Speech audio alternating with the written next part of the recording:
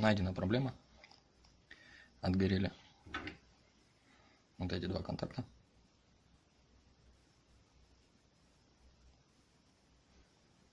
Были припаяны на место.